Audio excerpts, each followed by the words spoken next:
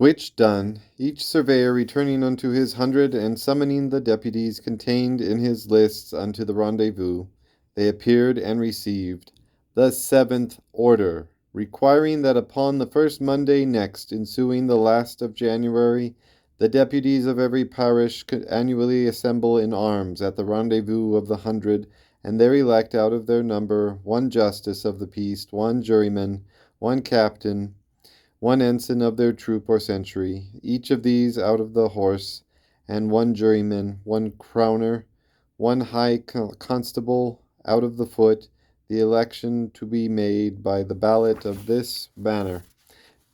The jurymen, for the time being, are to be overseers of the ballot. Instead of these, the surveyors are to officiate at the first assembly, and to look unto the performance of the same according to what was directed in the ballot of the parishes, save that the high constable setting forth the urn shall have 5 several suits of gold balls, and 1 dozen of every suit, whereof the first shall be marked with the letter A, the second with the letter B, the third with C, the fourth with D, and the fifth with E.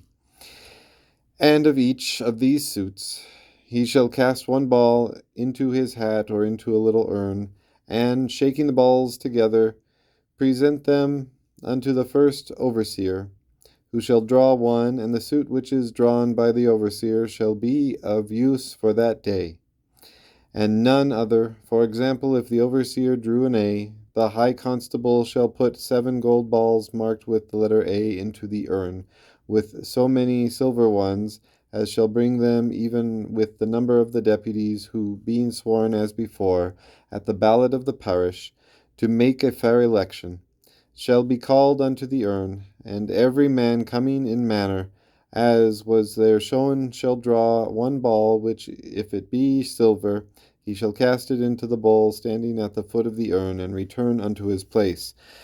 But the first that draweth a gold ball, showing it unto the overseers, who, if it have not the letter of the present ballot, have power to apprehend and punish him, as the first elector, the second elector, and so the seventh, which order they are to observe in their function.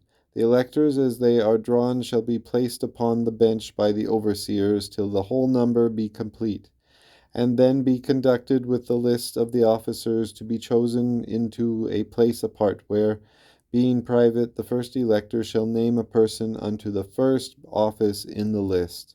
And if the person so named, being balloted by the rest of the electors, attain not unto the better half of the suffrages in the affirmative, the first elector shall continue nominating others until one of them so nominated by him attain unto the plurality of the suffrages in the affirmative, and be written first competitor to the first office.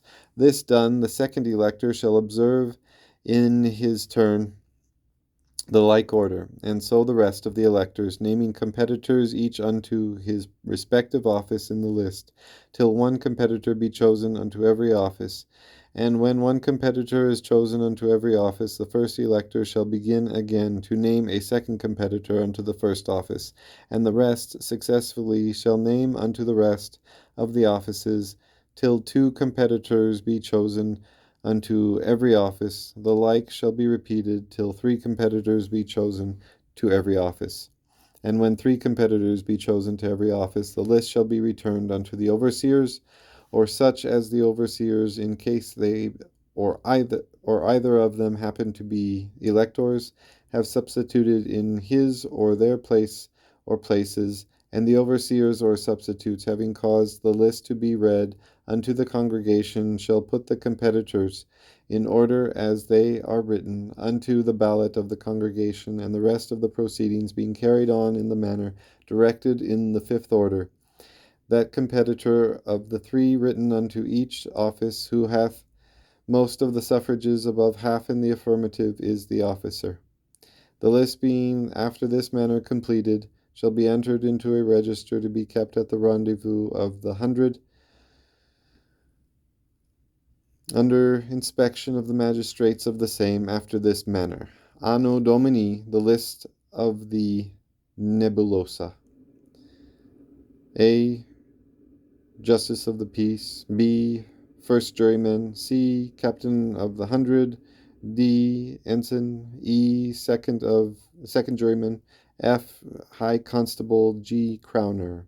Of the 100 of blank in the tribe of blank, which 100 consisteth, at this election of 105 deputies. This list being entered, the High Constable shall take 3 copies of the same, whereof he shall forthwith return one unto the Lord High Sheriff of the tribe, a second unto the Lord Custos Rotulorum, and the third unto the censors, or these, through the want of such magistrates, at the first muster, may be returned unto the orator to be appointed for that tribe.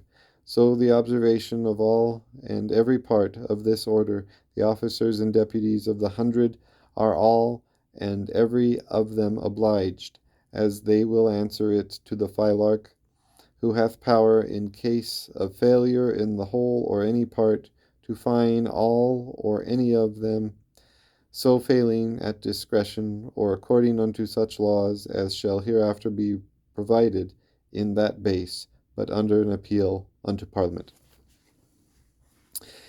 There is little in this order worthy of any further account than that it answers unto the rulers of hundreds in Israel, to the Mora or military part of the tribes in Lacedaemon, and to the century in Rome. The jurymen being 2 in 100, and so 40 in a tribe, give the latitude allowed by the law for exceptions. And whereas the gold balls at this ballot begin to be marked with letters, whereof one is to be drawn immediately before it begin, this is to the end that, the letter being unknown, men may be frustrated of tricks or foul play, whereas otherwise a man might bring a gold ball with him and make as he had drawn it out of the urn. The surveyors, when they had taken copies of these lists, had accomplished their work in the hundreds. So an 100 is the second division of land occasioned by the second collection of the people whose civil and military functions proper unto this place are comprised in the foregoing order. Having stated the hundreds, they met once again by 20s, where there was nothing more easy than to cast every 20 hundreds, as they lay most conveniently together into one tribe. So the whole territory of Oceana, consisting of about 10,000 parishes, came to be cast into 1,000 hundreds and into 50 tribes. In every tribe, at the place appointed for the annual rendezvous of the same, were then, or soon after, put in hand those buildings which are now called pavilions, each of them standing with one open side, upon fair columns like the porch of some ancient temple, and looking into a field capable of the muster of some 4,000 men.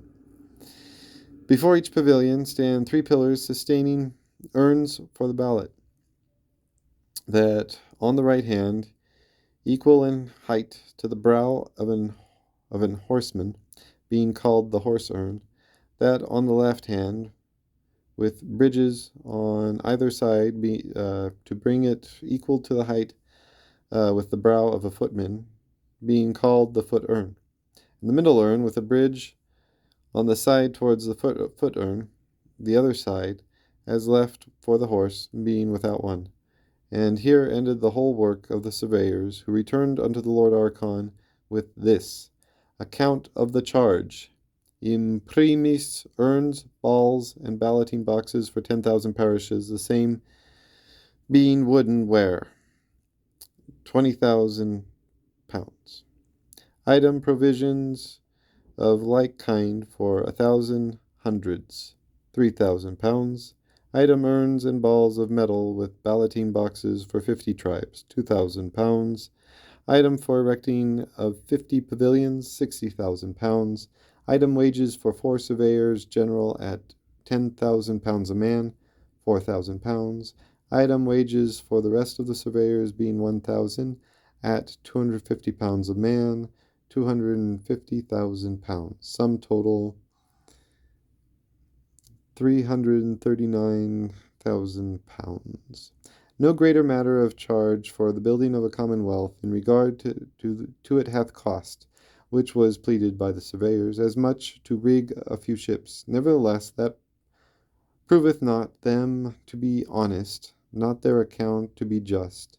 But they had their money for once, though their reckoning be plainly guilty of a crime, to cost him his neck that commits it another time, it being impossible for a commonwealth, without any exception, without an exact provision, that she be not abused in this kind to subsist, if it were not in regard of the charge, though that may go deep, yet in regard of the debauchery and corruption whereunto by negligence in her accounts she infallibly exposeth her citizens, and thereby slackeneth the public faith, which is the nerve and ligament of government.